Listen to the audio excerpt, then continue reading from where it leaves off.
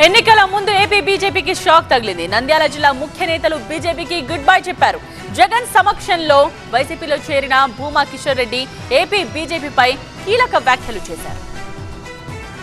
ఎన్నికలు సమీపిస్తున్న తరుణంలో ఏపీ రాజకీయాల్లో కీలక పరిణామాలు చోటు చేసుకుంటున్నాయి. ప్రధాన పార్టీలు ఒకవైపు అభ్యర్థులపై కసరత్తులు చేస్తున్న నేపథ్యంలో రాజకీయాల్లో జంపింగ్ల పర్వం నడుస్తోంది. నంద్యాల బీజేపీలో తిరుగుబాటు మొదలైంది. నంద్యాల జిల్లాకు చెందిన ఇద్దరు కీలక నేతలు ఒకే రోజు బీజేపీకి గుడ్ బై చెప్పారు. నంద్యాల జిల్లా అధ్యక్షురాలిగా ఉన్న బైరెడ్డి శబరి, ఆళ్లగడ్డ బీజేపీ ఇన్ఛార్జిగా ఉన్న భూమా కిషోర్ రెడ్డి బీజేపీని వీడారు.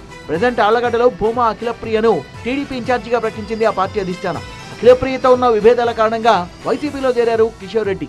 సీఎం క్యాంప్ కార్యాలయంలో వైసీపీ అధినేత సీఎం జగన్ సమక్షంలో వైసీపీ కండువా కప్పుకున్నారు ఆళ్లగడ్డ బీజేపీ ఇన్ఛార్జి భూమా కిషోర్ రెడ్డి. కిషోర్ రెడ్డితో పాటు భూమా వీరభద్రారెడ్డి, గంధం భాస్కర్ రెడ్డి, అమ్మటి మహేశ్వర్ రెడ్డి పలువురు స్థానిక బీజేపీ నాయకులు వైసీపీలో చేరారు.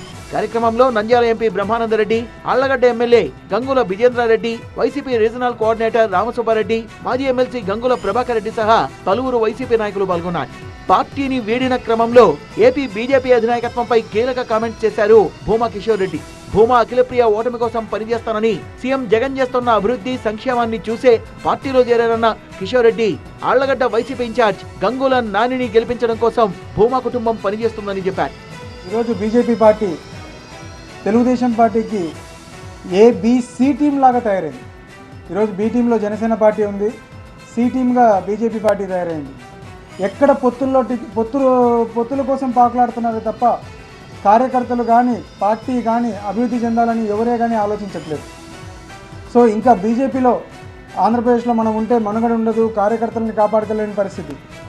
అందువల్ల ఈరోజు వైఎస్ఆర్సీపీలో చేరితే ఈరోజు జగన్మోహన్ రెడ్డి గారు చేసే సంక్షేమ పథకాలు అయితేనేమి, ప్రతి ఒక్కరికి ఏం కావాలా అనేది వాలంటీర్ ద్వారా జరుగుతున్న విధానం కానీ నచ్చి ఈరోజు వైఎస్ఆర్సీపీ ప్రభుత్వంలో పార్టీలో జాయిన్ అవడం జరిగింది.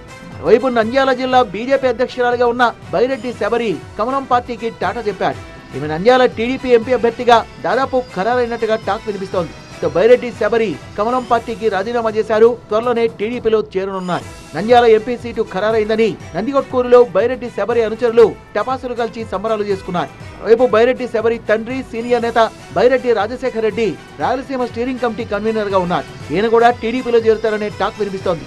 అదే గాని జరిగితే నంద్యాలలో బీజేపీ ఖాళీ అయ్యే పరిస్థితి కనిపిస్తోంది.